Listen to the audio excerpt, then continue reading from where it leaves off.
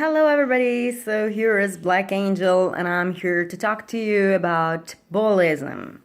So it's not going to be one of those videos where I'm going to explain what Bullism is and how it works or stuff like that. It's one of those videos in which I'm going to talk about stuff that you're going to hear and what it actually means. So Bullism, one of the biggest and one of the main things, let's say the main things that you're going to hear about Bullism is that words are important, and that the weight of words is important, and that it is not true that words are empty and that they cannot hurt.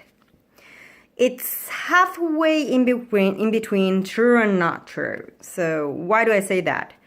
Because theoretically, it is possible not to be hurt by other people's words. Only theoretically. Why? Because we're not ready for that. So when we hear personal growth tips, we normally hope and think that it's going to happen like, okay, I heard this tip, it's going to clap and to click, and it's going to work immediately. Unluckily, that's not how it works. So whenever we want to grow about something, we need to actually make an effort and wait time until it happens. So words do have the potential to be empty. The reason why they're not is that inside of us, there are judgments, opinions, ideas, and fears. So when we fear being a specific way and someone from outside accuses us of that or implies we could be that, then we automatically react by being hurt by those words. A very simple and very, very easy to grasp example is the fat girl. The fat girl that is hurting inside by her own self for the fact of being fat and being unable to lose weight, or not working hard enough or doing what it takes to lose weight. So I'm talking about a specific group of overweight or fat people that are actually hurting about it for that reason. Whenever someone from outside tells them, "Oh, you're fat," or implies that they're fat, they're going to be hurt by those words. Even something like "you don't deserve to leave," by itself, it's worthless. It's something that doesn't have a weight because it leads nowhere. But for someone that is already hurting and is already having a problem, then such words can really become heavy.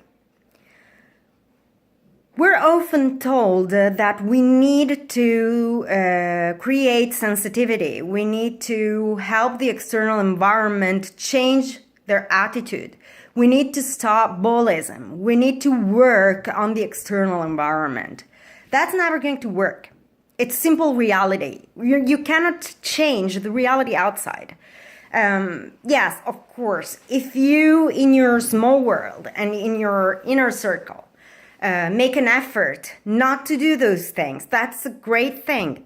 But that's not changing the external world. That's changing yourself and your behavior. And that's a great thing. That's the best thing that you can do. So that's another thing that we can talk about. So what does it mean to change your internal attitude, to change the way you leave things, to change the way you think? In this case, I'm talking to the fat girl or to the ugly girl or to whoever is living a problem that is causing them to outweigh external input. What it actually means is to gain a form of confidence. It means that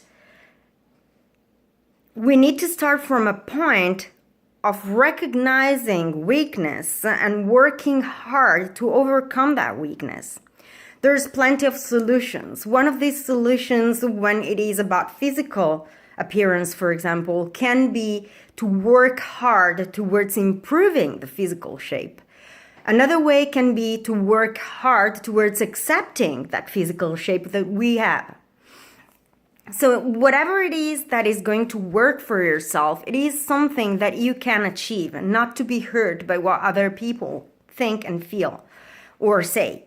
That's when you actually start and take a decision to do a path of personal growth in the sense of changing your own view of yourself. It's not going to happen overnight. It's going to be a very, very long process, possibly lasting years.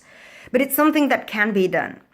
And that's what is actually meant when we talk about solving problems by changing our own reality instead of changing the external environment.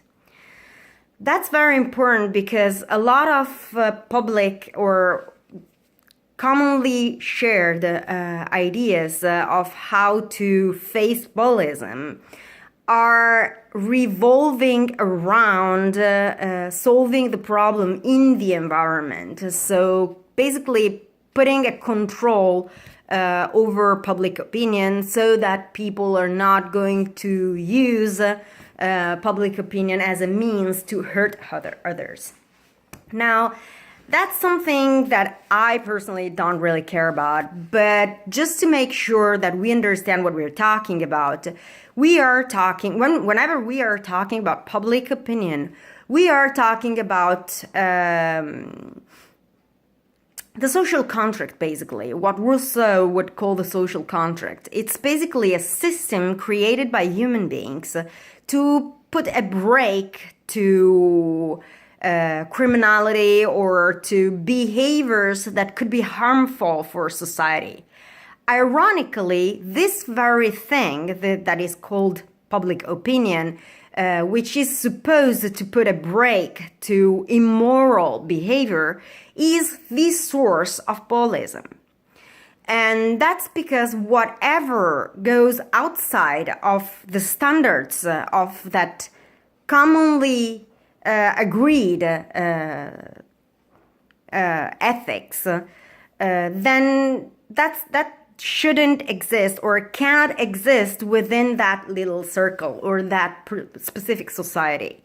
So that's when public opinion starts harassing, or well, I shouldn't put brackets, actually harassing people that fall out of that standard.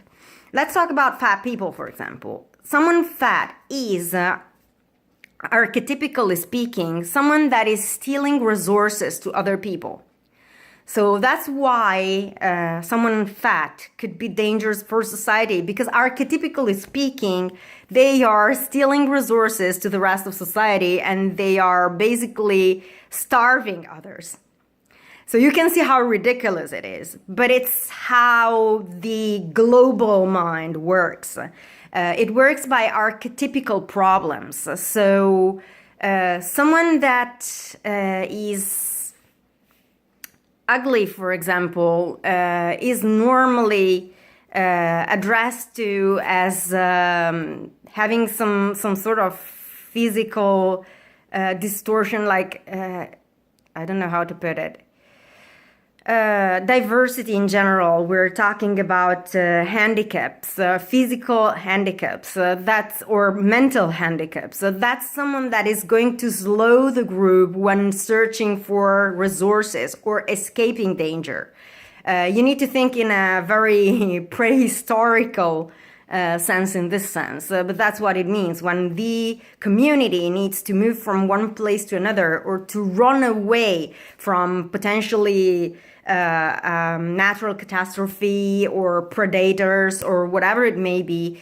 During that movement, ugly people, meaning those that have physical impairment or mental impairment, are going to slow down society. So that's why they're fingered. That's why they're addressed to as a problem and as something that cannot exist within that society. There is this kind of archetypical explanation for basically everything that is normally addressed to in society as negative. So if you are aware of the reasons and you can work on yourself about fixing your personal perception of yourself, then you are going to reach a far better state of mind. Now, for those who are possibly close to suicide, they exist, and unluckily they're living a very disturbing situation and a very painful situation. They would probably do a good things to themselves if they asked for help. It's not like we have to make it on our own. It would be awesome to be able to make it on our own. I can agree on that. But we are social animals. Human beings are social animals. And the rest of society is not there just to blame you, but it's also there to help you. So there's people called psychologists, for example, therapists, life coaches. They're all people that are going to be in a position to actually support you during a path of self-healing or personal growth to get out of this terrible state that is depression. So what I'm trying to do here is provide a little bit of insight and some reasons behind social behavior to give you a little more instruments to actually proceed in a fruitful way.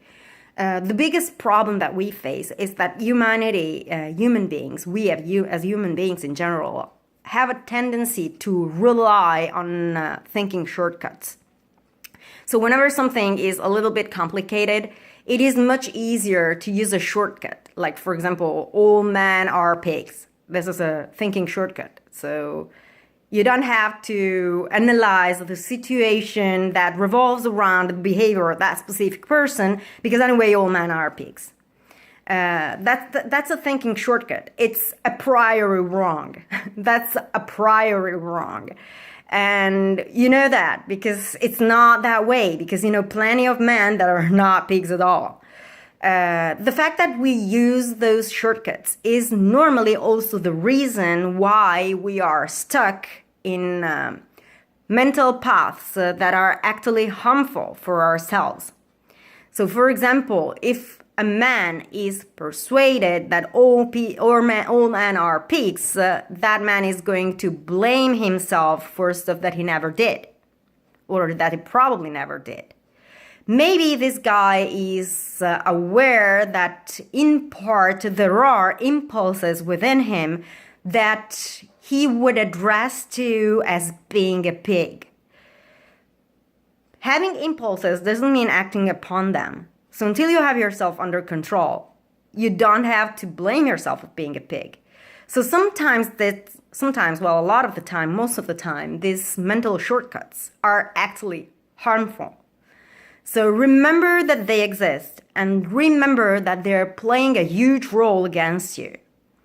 So this is what I have for today about bullism, about working on yourself, and about society in general. I think I will close this here. I hope it helped, and I will talk to you soon. Bye.